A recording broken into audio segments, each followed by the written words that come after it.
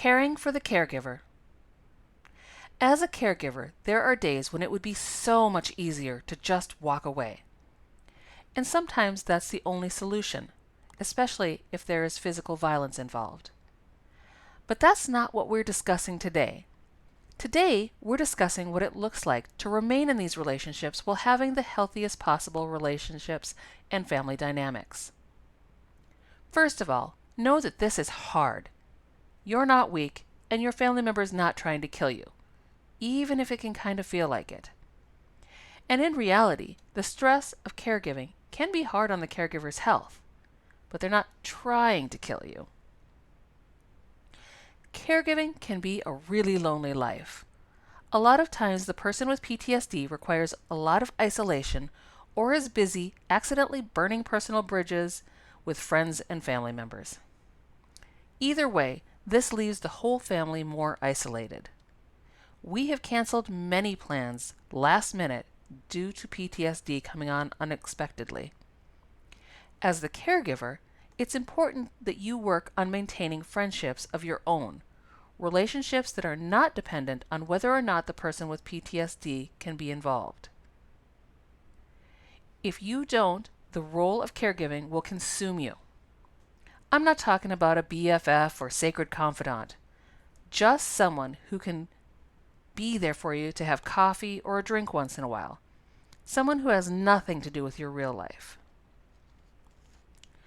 Even if the person with PTSD doesn't need daily care or ongoing care, isolation can make the illness and possible dysfunction of your home life start to feel normal, and the rest of the world starts to feel odd and scary.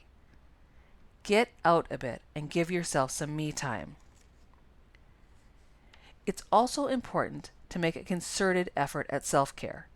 It might sound so small and stupid in light of the big things you have to deal with, but it's critical.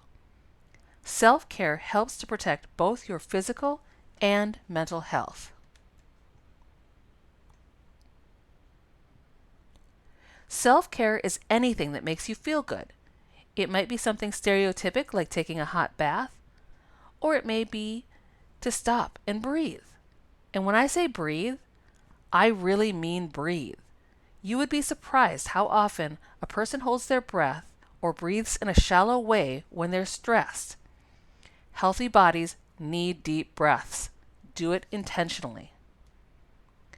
Other simple and cost-effective self-care ideas include going for a walk, finding a quiet place to do breathing exercises, working in the yard, listening to your favorite music, going to the library to read, or simply take in the quiet. Make room for yourself and your happiness.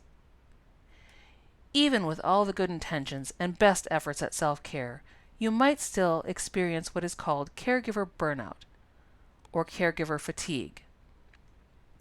WebMD defines caregiver burnout as a state of physical, emotional, and mental exhaustion that may be accompanied by a change in attitude. This change in attitude is from positive and caring to negative and unconcerned. When the I don't give a shits hang around long term, you have probably waited too long to address your own needs. Dealing with burnout might require professional help. Caregivers always expect to be the rock of the family, but we need help too.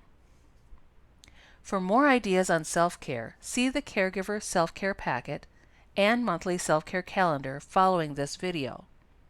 For other caregiver help, see the resources guide at the end of the program.